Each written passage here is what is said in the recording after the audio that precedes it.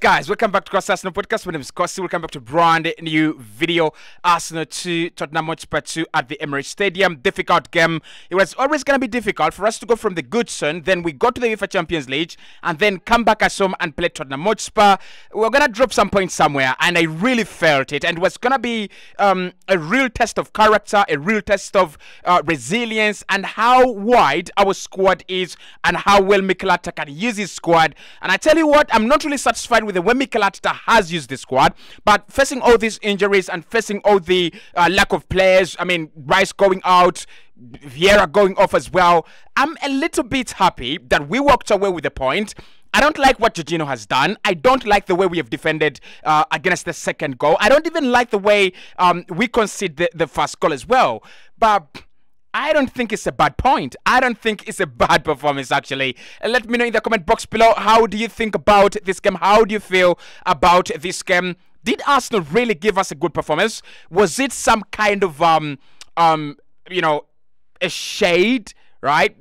Should Arsenal have done better, especially in the second half? I thought we had a very good first half, first 35 minutes. Then the last 10 minutes, Spurs grow into the game and they take all the points home. You know, they take, you know, they get an equalizer in the first half. In the second half, I thought Arsenal first 5 minutes of the game, we were very good, get that penalty, convert it, and within seconds, we concede, and the game is absolutely, you know, away from us. From that moment, Spurs were beautiful, absolutely beautiful. But talk to me, have Arsenal really thrown away 3 points, easy 3 points, leading twice in this game? Or do you think, not a bad performance, but the lessons to be learned? Let's talk about best players in this one.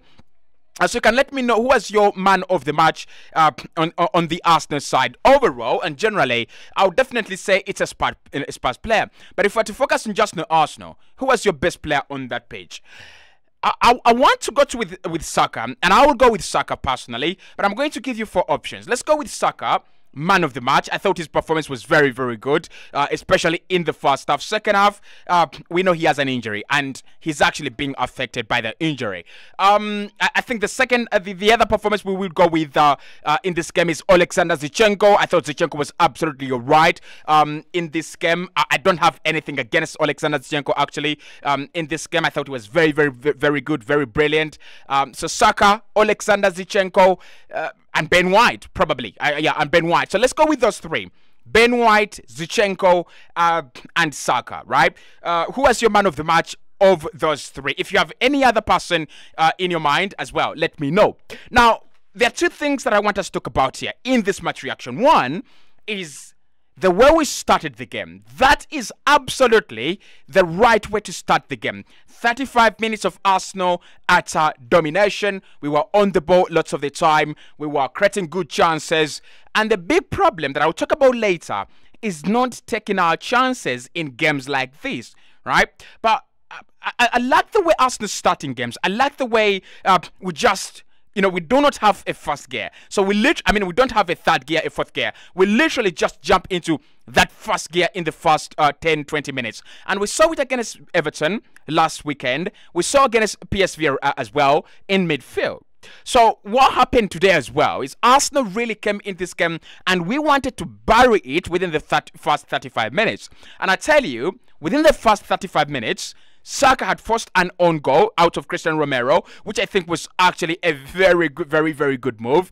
And I thought Saka will feel a little bit unlucky there. He should have had a goal. He should have scored it by himself. But either way, it's in the back of the net. Then within the first 35 minutes as well, we forced James Maddison into an area that Jesus has got to score that. He's got to score that. I don't know why he goes with power there. I don't know why he absolutely powers it, thumps it. I don't know. I don't know why. There is no call for energy in that period. He's got to roll it anyway, just like Son did, right? Just like Son did, he's got to roll it either side of the goalkeeper, and it's in the back of the net. So the first 35 minutes have seen Arsenal create a lot of chances, very, very good chances as well.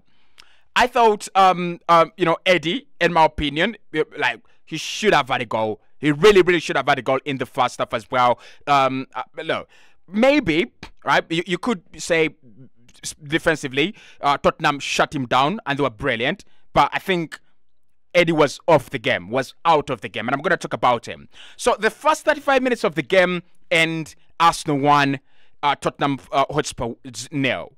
What Tottenham Hotspur have done, they know they have got the quality, and they know they have to go through the first 20-25 minutes of the game, because Arsenal are a much better side. They are at home and Arsenal are flying. So what they've done is they've let Arsenal do whatever they do, but luck has been on their side. Number one, Gabriel Jesus should have scored as well. That goal that was saved, that was punched out by Vicario. What they've done is they have let luck be on their side, but they've also sat back and they've been a little bit patient.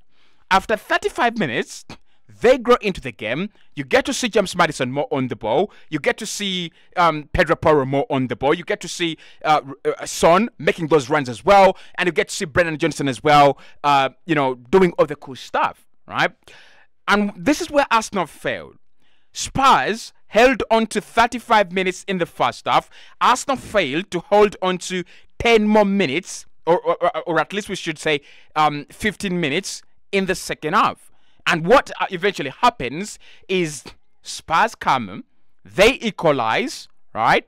And they should have one more goal. They should have had another goal right in the first half. David Raya, what a goalkeeper, what a save.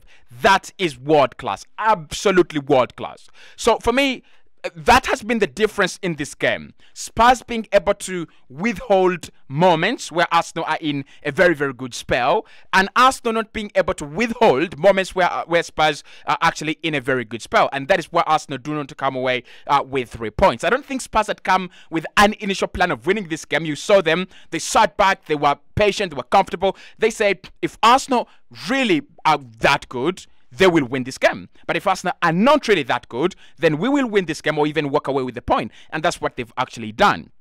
So I think the first half and the way we conceded and the little amount of time the Spurs have the ball, they create two big chances. One is in the back of the net. One has forced a world-class save from our goalkeeper. That is unacceptable. Secondly, in the second half, I thought Arsenal were literally blown away. Now, the second half has a lot of explanations.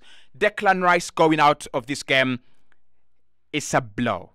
I cannot explain how big and how huge a blow it is for us not to have Declan Rice. Because when he goes away, Bissouma, who is, by the way, on a yellow card, becomes much better.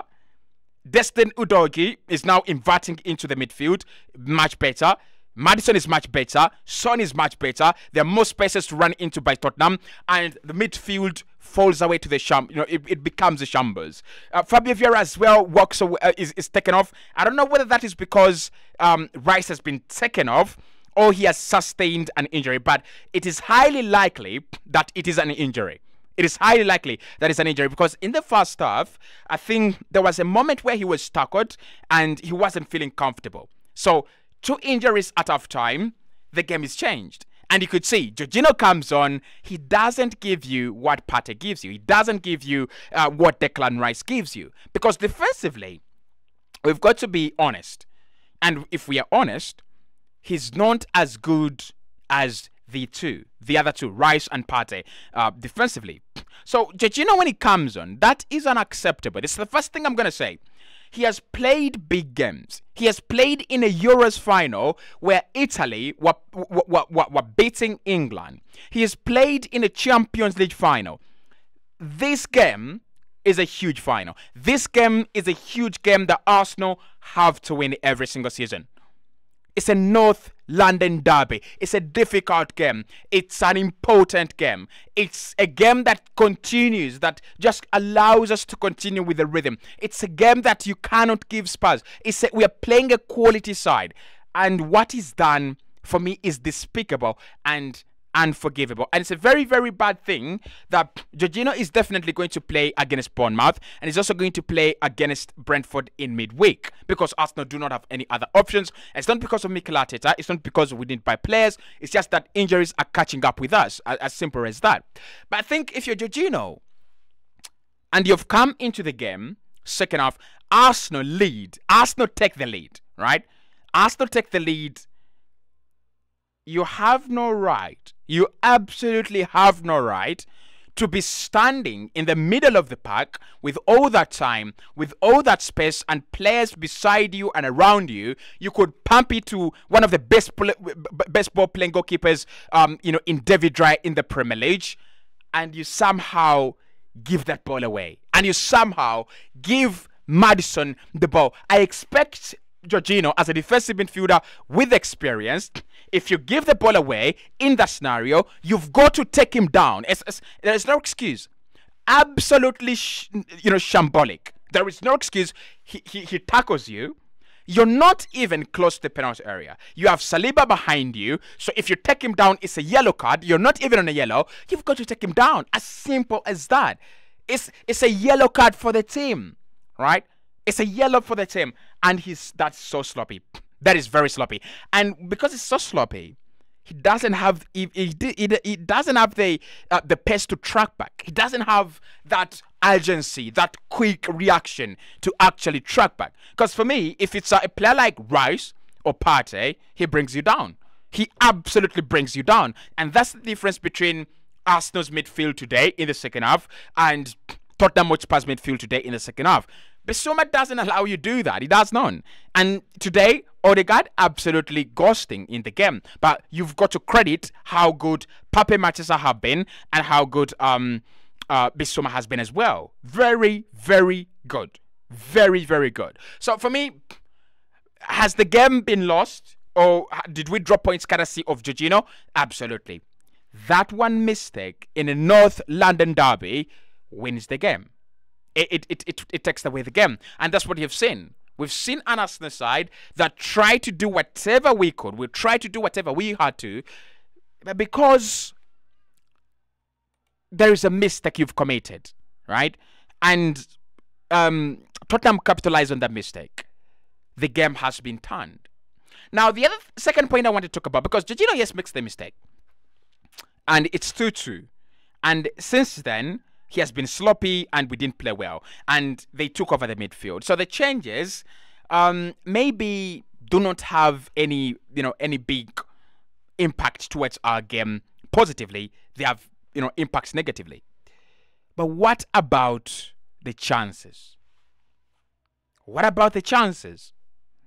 This is where we're going to be, this is where we're going to blame ourselves, right? Jesus gets a very, very good chance in the first half. I think it's Saka who swings that ball in. He doesn't take it. That's number one. Number two, Jesus forces a mistake from James Maddison. He doesn't take it. Mind you, this is Arsenal's trusted number 9, right? So those two chances eventually come back to bite Arsenal. They eventually come back to bite Arsenal. If Arsenal bury those two chances, Saka scores a deflection. Jesus scores that chance from Saka, and then I think it was again Jesus against Maddison. He scores that 3-0. Arsenal cruising, game over. But Arsenal didn't bury the game. In such games and in these games, every club is going to have their moments. I think the one example that we will have very, very soon is the Manchester City-Arsenal game. And I think Man City will really win that game easily and comfortably. And why is that? Is what top clubs like Man City do? They limit your chances, right? If you watched Manchester City yesterday playing Nottingham Forest, they were a man down. But what they did is limit the amount of chances that Nottingham Forest were entering their penalty area, and therefore limit the number of big chances they were able to create. It's not what Arsenal do, especially at the Emirates Stadium, right? What Arsenal do at the Emirates Stadium is panic, give away big moments, and give away big chances, right? We should have buried our chances at half time. We should have buried our chances, and that's the reason why Arsenal don't win this game. As simple as that. Do we need a number 9? Well, someone told me, Cossy, we don't need a number 9. Right? If I could get your name, I could expose you right now. But someone, a fraud on this channel, a fraud, went in the comments and said, well, Cossy, you're talking rubbish with your visitor here. We don't need a number 9. Well, certainly, we do need a clinical finisher. Okay, we don't need a number 9. I agree with you. We don't need a striker. We need a clinical finisher. Could be Salah. It could be Robert Lewandowski, who's a number 9, by the way.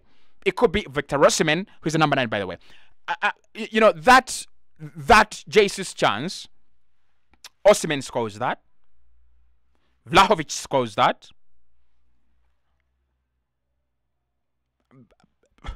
Ivan Ferguson scores that. Like, everyone scores that. Every top number 9 scores that. And that shows you that our number 9s are not top. They are not elite. Someone was asking me on the Backfire podcast, I think I should clip this one out. Are our strikers world class? Are our strikers elite? They are nowhere near elite. Eddie Nketiah with one of the worst performances of his life. Absolutely trash. Really trash. Really, really trash. But I think we'll talk about injuries and the impact and the effect of injuries, because games are coming in thick and fast. Now without Rice and Vieira and Trossard and Martinelli, Arsenal have to play Brentford, and Arsenal still have to play FC Lens and Manchester and Bournemouth and Man City. Games are coming in. I don't know how we deal with this, but look, we're going to be talking live very, very soon. Hope to see you there. Arsenal 2, Tottenham 2. Not a bad result, but just takes away the title feeling, doesn't it? Just takes away the energy that we had about the title and all this. Just takes it away. It really, really does.